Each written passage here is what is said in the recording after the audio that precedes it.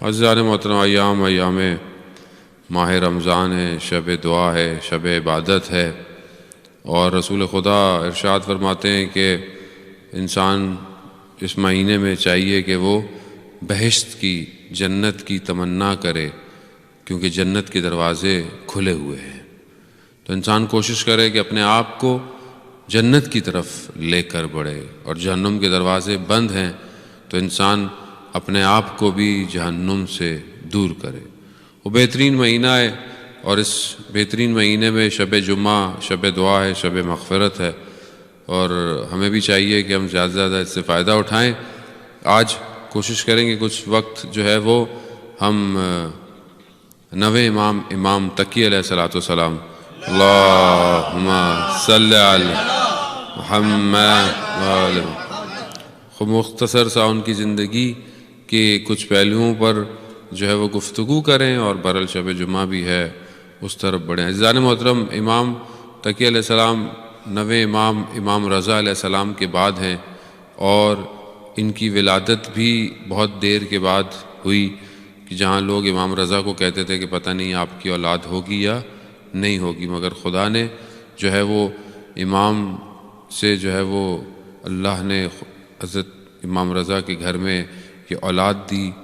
اور امامت بھی اسی میں قائم رکھی۔ ایک ہی فرزند ہے امام کا، اور اسی سے آگے پورا سلسلہ جو ہے وہ جاری ہے۔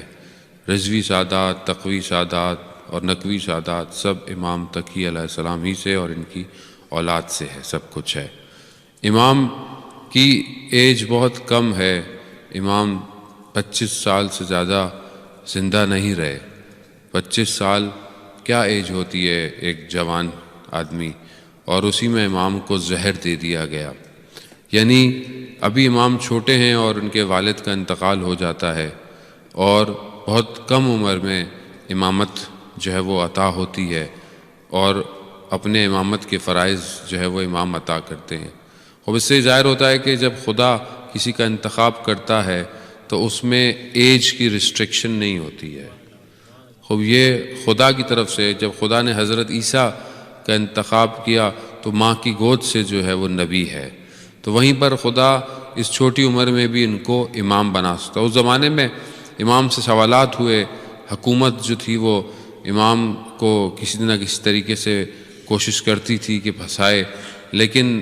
امام کے پاس اللہ کا دیا ہوا علم تھا، اور اسی سے امام نے سارے مناظرے اور بہت ساری جو گفتگویں ہوئیں، لمبی لمبی جو ہے وہ مناظرے ہوئے امام کے ساتھ، اور امام نے وہ سامنے والوں کو جو ہے وہ اپنے علم اور فراست سے دکھایا کہ اللہ کا نمائندہ صرف خدا کا محتاج ہوتا ہے اور کسی کا نہیں ہوتا۔ خوب یہ سب خدا ہی کی طرف سے انہیں عطا ہوا۔ بہت مشہور ہے، ابھی خالد کہتا ہے کہ میں نے دیکھا کہ ایک شخص کو زندان میں ڈال دیا گیا ہے اور اس نے نبوت کا دعویٰ کیا ہے، تو کہتے ہیں میں اندر سے بڑا ہوا کہ یہ کون ہے، تو میں نے سوچا کہ جا کر دیکھتا ہوں، تو میں گیا، تو میں نے اس سے پوچھا کہ بھائی تم کہاں ہو، تو اس نے بتایا میں حلب کا، سیریا کا رہنے والا ہوں، اور جہاں پر امام کی سر کی جگہ ہے میں وہاں پر اکثر ہوتا تھا بیٹھا۔ تو ایسے میں ایک دن ایک شخص آیا، تو اس نے کہا کہ مسجد کوفہ جانا چاہو گے، تو میں نے کہا ہاں، تو کہہ رہا ہے ایک قدم بڑھایا تو دیکھا ہم مسجد کوفہ میں تھے، تو اس نے وہاں پہ کہا کہ یہاں نماز پڑھی، ہم نے نفل پڑھے، پھر اس نے دوبارہ مجھے لیا، اگلا قدم بڑھایا تو ہم مدینہ میں تھے، وہاں پر ہم نے اس شخص نے بولا کہ جانتے ہو یہ کیا ہے، میں نے کہا رسول کا روزہ ہے، وہاں نماز پڑھی، پھر دوبارہ ایک قدم بڑھایا تو کہا یہ کون سی جگہ، کہا یہ مکہ ہے، کہا وہاں ہم نے نماز پڑھی، پھر اگلا ایک قدم بڑھایا تو واپس وہیں تھے رسول امام حسین کے پاس کے جہاں سے مجھے لے گیا۔ پھر پورا سال گزر گیا اور دوبارہ وہ شخص دوبارہ اسی تاریخ کو آیا، اور پھر اس نے مجھے یہ کرایا، لیکن اب کہ جب جانے لگا تو میں نے اس کو روک لیا، اور میں نے اسے کہا کہ تمہیں قسم اس کی جس نے تمہیں یہ علم عطا کیا ہے، تم اپنا نام تو بتا دو کہ تم کون ہو۔ تو اس نے اپنا نام بتایا کہ وہ امام رضا کی اولاد امام تقی علیہ السلام تھے۔ اللہم صلی علی محمد۔ کہتے ہیں یہ بات میں نے ایک کو بتائی تو یہ بات پھیلی، اور یہ بات جب خلیفہ تک پہنچی تو اس نے مجھے قید میں ڈال دیا، اور اس نے مجھے بند کر دیا، جبکہ میں نے کوئی نبوت کا دعویٰ نہیں کیا تھا۔ میں تو یہ تھا، وہ میری بات پہ ان کو یقین نہیں آیا، میری بات کو مذاق اڑانے لگے اور مجھے قید میں ڈال دیا۔ اور جب تو ایک اور جگہ ملتا ہے کہ جب اس نے کہا کہ مجھے آزاد کرو تو اس نے بولا وہی جو تمہیں یہاں سے وہاں لے کے جا سکتا ہے اس کو بولو تمہیں آزاد کرا دے گا۔ تو ابھی خالد کہتا ہے کہ کچھ دنوں بعد میں نے پتہ کیا